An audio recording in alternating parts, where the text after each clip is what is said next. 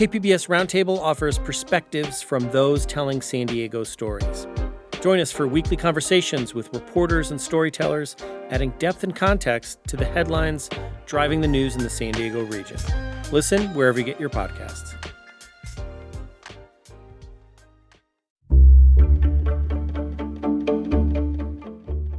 Good morning, I'm Lawrence K. Jackson. It's Monday, April 27th. We'll tell you about the Clean River program and the impact it's had on those experiencing homelessness. More on that next, but first, the headlines.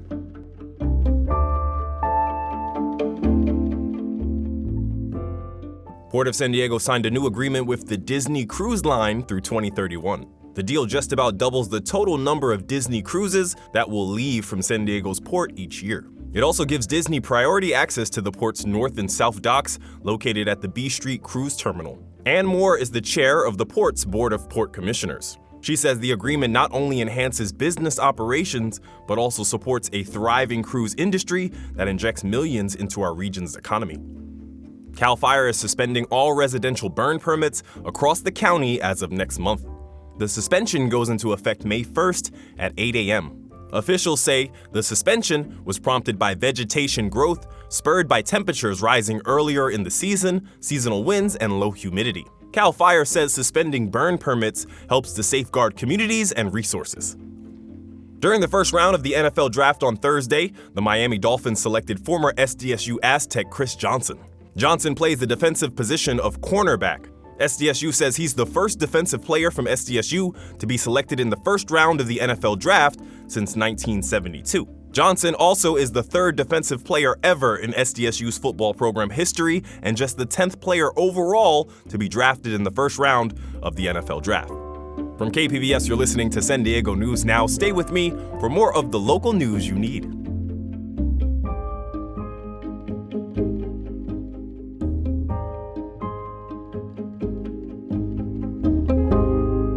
KPBS On Demand is supported by Rug Expo. For over 30 years, Rug Expo has served San Diego. Family-owned and locally operated, offering a large selection of rugs sourced from around the world, providing cleaning, repair, and appraisal services to care for your investment. Learn more at rugexposd.org.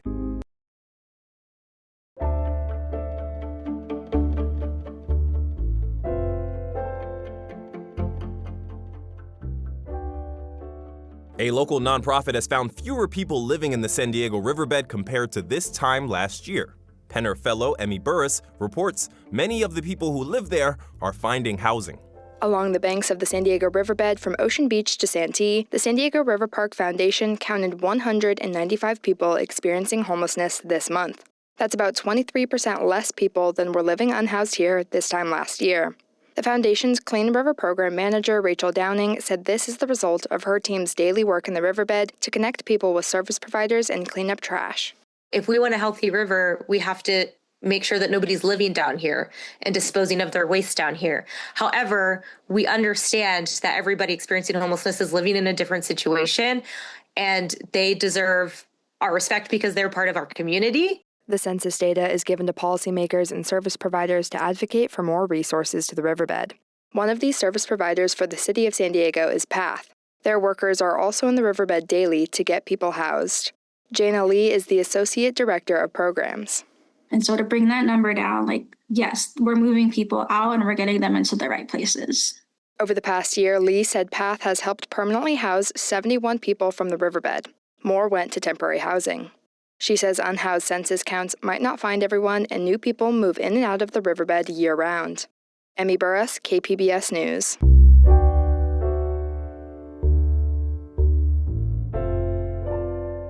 A coalition of environmental groups and elected officials joined forces and launched a new campaign against offshore oil drilling on Friday.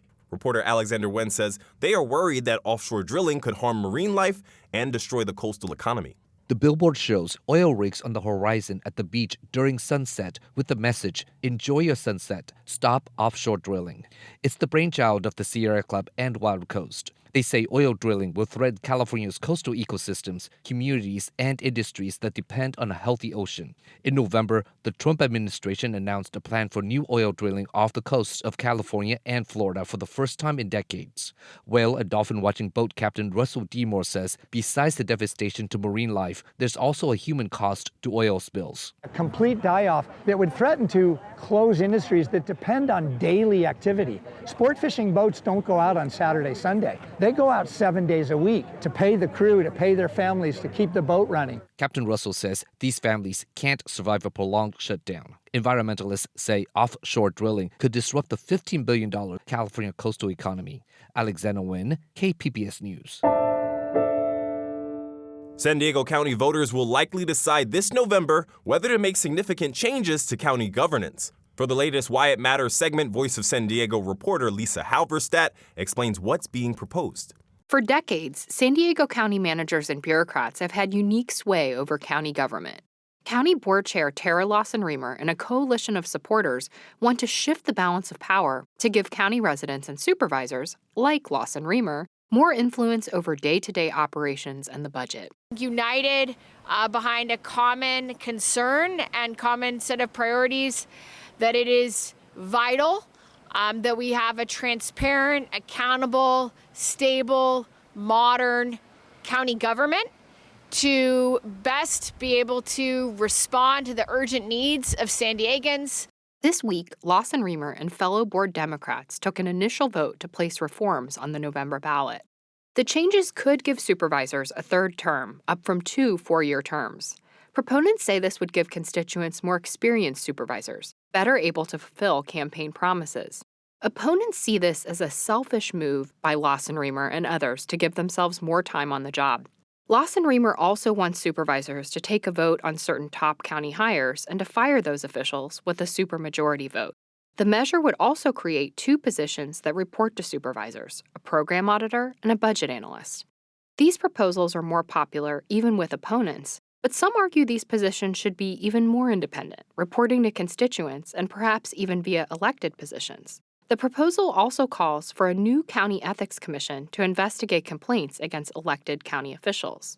County supervisors are set to take a required second vote on these proposals on May 19th. If they sign off, voters will see a charter measure on the November ballot. I'm Lisa Halverstadt for Voice of San Diego, and that's why it matters. Also on the ballot in November, whether to impose new voter ID and citizenship verification requirements. Local Republican State Assemblyman Carl DeMaio is one of the supporters of the statewide ballot measure. It would require voters to present government-issued IDs at the polls or provide identifying information when voting by mail. It would also require the state to issue voter ID cards upon request and mandate annual reports on voter citizenship verification rates. How will I spend my time after retirement? It's a question many of us face as that long-awaited day nears. Reporter John Carroll has the story of one San Diegan who's keeping his lifelong love of music going in a unique way. In the garage of an El Cajon home owned by a retired violinist with the San Diego Symphony, something sonorous is going on. There are no cars, but there are a number of French horns. After a number of auditions for the San Diego Symphony, I won a job as the 4th horn of the San Diego Symphony. That's Doug Hall. He played French horn in the San Diego Symphony for 36 years. He retired a couple of years ago, but French horns are still a huge part of his life. He loves them so much that he makes and fixes them here. His shop is called McCracken Horns. So why isn't it Hall Horns? Well, it's named for George McCracken, a legendary designer and creator of brass instruments. It was like working with Leonard Bernstein in a French horn shop. I called George the Stradivarius of French horn making. I was with George McCracken in Virginia as an apprentice before I came to California.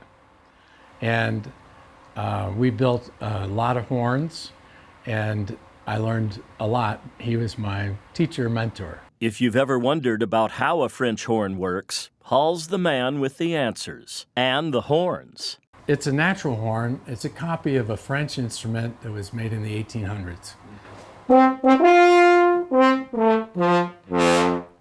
little Beethoven. You'd be forgiven for thinking a French horn is a French horn, but there are actually myriad varieties, using metal bent into gentle curves, valves letting air in and out of here and there.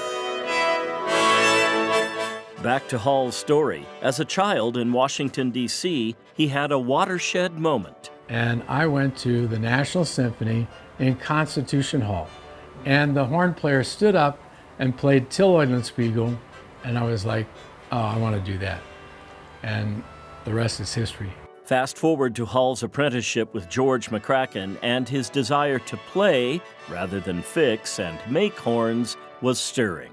So he did something that would bring him to California and change his life. I missed playing my horn, and I sent a cassette tape to Leonard Bernstein, who hired me to be the principal horn of the LA Philharmonic Institute at the Hollywood Bowl.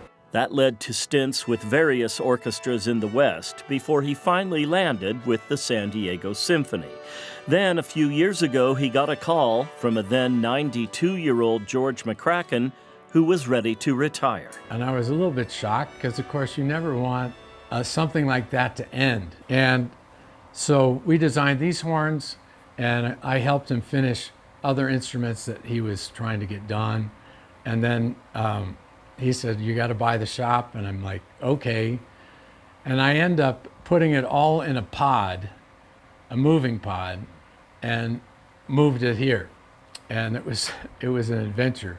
The adventure continues for this skilled musician, steeped in the tradition of the French horn. Most musicians are looking for a sound.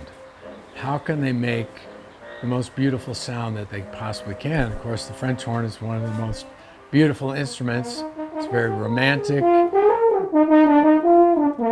George McCracken died in 2024. Now, the desire to keep French horns in the musical mix continues to power the romance between Doug Hall and his beloved instruments, a fulfilling next chapter in the soundtrack of his life.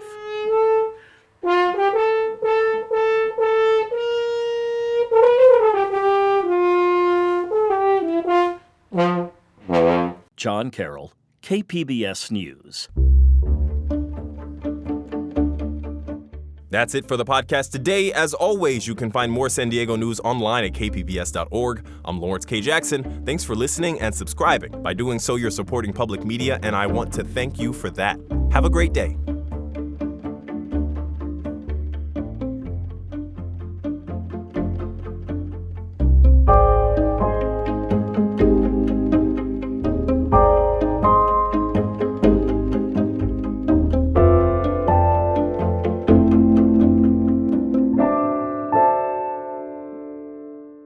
KPBS On Demand is supported by UC San Diego Park and Market in the heart of downtown San Diego, offering a flexible venue for meetings, conferences, and events of all sizes. Cityscape views, modern space, built-in AV, on-site staff, and no catering requirements. Details at parkandmarket.ucsd.edu.